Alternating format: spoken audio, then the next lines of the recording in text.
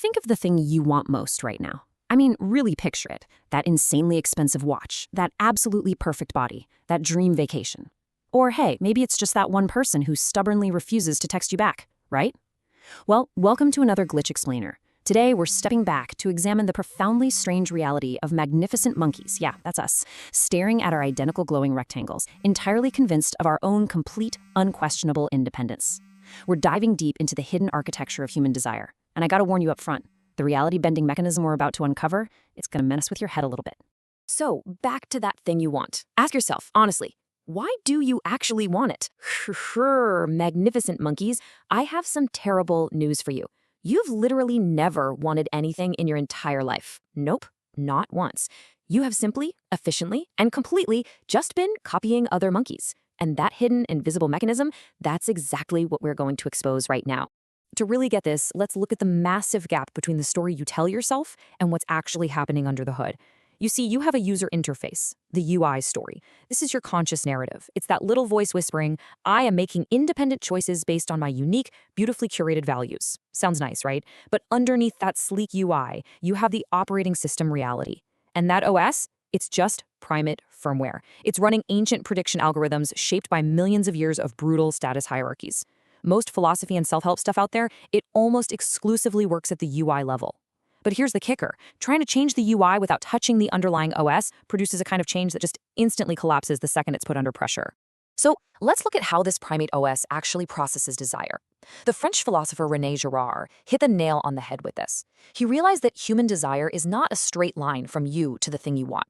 It's actually a triangle. It's you, it's the object, and, crucially, it's the model. The model is the person you are secretly copying. See, you don't actually want those fancy new shoes. You want the feeling that the guy wearing them has. You don't actually want the promotion itself. You want the status your colleague just acquired. Deep down, we really don't know what to desire on our own, so we look to other monkeys to make up our minds for us.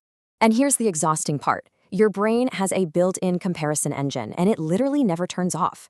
We humans don't evaluate reality in absolute terms. We only evaluate it relative to a reference group. That is exactly why you can have clean running water, a literal supercomputer in your pocket, and a solid roof over your head, and still feel completely impoverished just because your neighbor bought a slightly bigger house. It's a hardware-level mechanism constantly scanning the environment for what others have, just so you know exactly what you're supposed to want next. Now, you might be thinking, okay, this is just some abstract philosophical thought experiment, but no, it's not. We can actually see this primate software running in real time inside the human brain. A fascinating NIH study reveals something wild. Social rejection and comparison share the exact same neural substrates as literal physical pain. Think about it evolutionarily. Human infants are born incredibly vulnerable, right? Separation from a caregiver meant certain death. So nature didn't reinvent the wheel. Our social attachment system simply hijacked the physical pain system. When we say we have hurt feelings or a broken heart, we aren't just using cute metaphors. We're describing actual biology. Let's zoom in on the specific hardware involved here. Meet the DAC, the dorsal anterior cingulate cortex. This is the brain region that processes the unpleasant, purely distressing component of physical pain. If you break your leg, the DAX screams. But neuroimaging shows that this exact same region lights up like a Christmas tree when we experience social exclusion.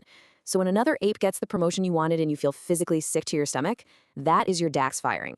Your evolutionary firmware, literally, and I mean literally, treats a threat to your social status identically to a physical wound. This biological overlap goes incredibly deep, like mind-blowingly deep. If you induce inflammation in a person's body, which typically makes them more sensitive to physical pain, those people actually report feeling more socially disconnected too. Even wilder than that, individuals carrying a specific variant of the LPRM1 gene, which regulates mu-opioid receptors, are demonstrably more sensitive to physical pain. And guess what? Those exact same individuals report significantly higher sensitivity to social rejection. There's no escaping it. You are running deeply encoded biological hardware that absolutely forces you to care about where you stand in the monkey troop. And honestly, this is where it all gets pretty hilarious, because we are completely blind to this mimetic programming. Humanity constantly reaches peak absurdity. I mean, you go to these expensive, remote, find-yourself retreats deep in the mountains to strip away all those toxic societal expectations. And somehow, everyone comes back looking, speaking, and thinking exactly the same. You scream, "Be original," while happily walking around wearing the exact same hoodie as 50,000 other people. Or how about this one? You loudly claim, "I don't care what people think about me." You post it on your feed as a glittering badge of your absolute fierce independence.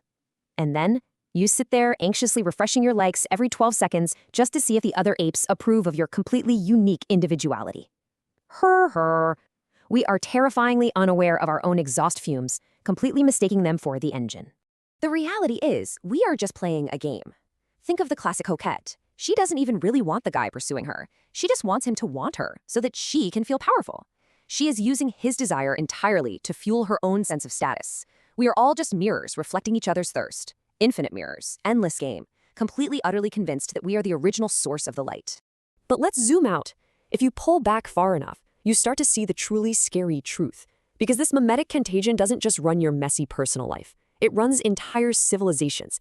It always starts with individual desire. But because imitation is incredibly contagious, it spreads like wildfire. It scales up. It escalates into intense group rivalries, then massive stock market bubbles, and eventually bitter, destructive political wars. Think about it. Fashion trends, devastating stock market crashes, intense political polarization.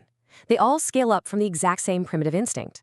We love to tell ourselves that we're making complex, highly rational calculations. But underneath all that fancy UI, the hidden primate driver is simply, he has it, so I must have it. We are all just desperately, frantically trying to acquire enough prestige to finally become the ultimate model that everyone else copies. And here is where the OS really, truly glitches out. As the mimetic rivalry intensifies between two monkeys wanting the exact same object, the value of that object skyrockets, but entirely because of the rivalry itself.